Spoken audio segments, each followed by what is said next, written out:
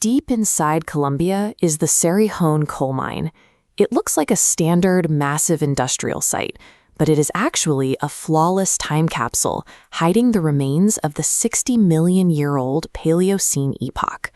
A geology student on a field trip noticed something strange in the rock walls, perfect impressions of ancient plants and seeds. These species looked nothing like the plants found in a modern jungle. Driven by that discovery, scientists dug deeper and unearthed a series of massive, heavy bone fragments. Because giant crocodilians were known to roam South America back then, everyone naturally assumed these colossal vertebrae belonged to a prehistoric crocodile. To confirm the species, researchers carefully packed the fossils and shipped them to the Florida Museum of Natural History for a closer look. But when an expert finally unwrapped the bones, he stopped cold. The shape and curvature of the spine were completely wrong.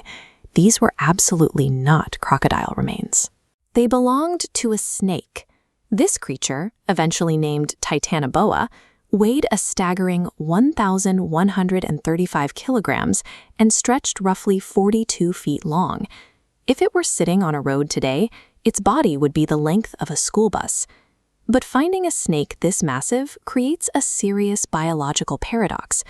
Based on the strict rules of modern terrestrial biology, a snake of this magnitude simply should not be able to exist. To understand why, we have to look at how reptiles survive. Snakes are ectothermic, meaning they are cold-blooded. They cannot regulate their own body heat, so they rely entirely on the warmth of their environment to drive their metabolism. A cold-blooded animal's maximum body size is tied to ambient temperature. Hotter environments allow larger growth. Plotting Titanoboa's 12.8-meter length requires an ancient baseline of 30 to 34 degrees Celsius. Today's hottest rainforests average 26 to 27 degrees, proving the Paleocene was drastically hotter.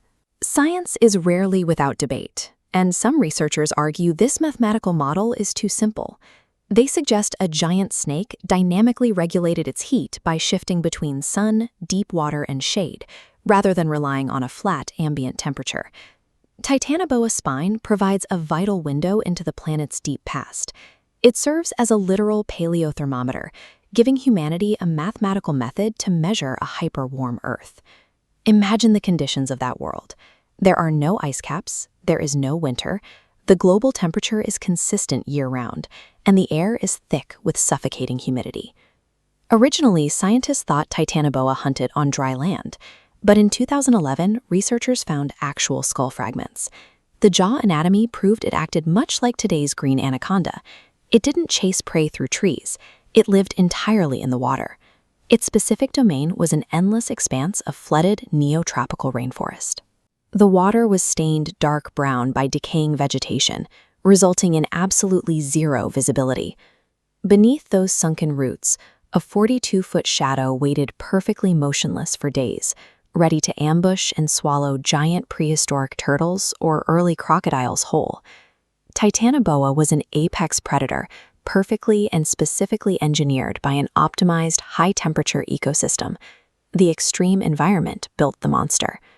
Which brings us to a glaring historical mystery.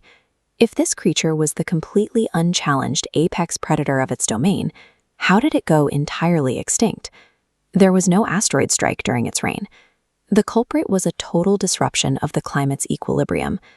During the Paleocene-Eocene thermal maximum, global weather patterns shifted so aggressively that the specific tropical conditions Titanoboa required were wiped away, destabilizing the entire ecosystem.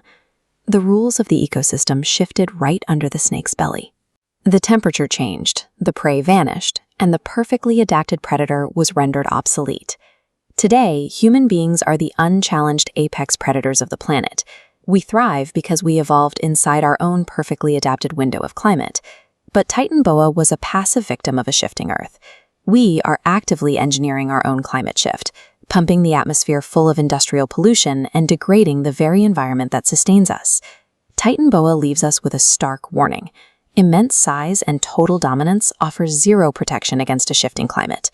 If we break the biological rules that keep us alive, we will inevitably become the mysteries buried in the dirt for the next era.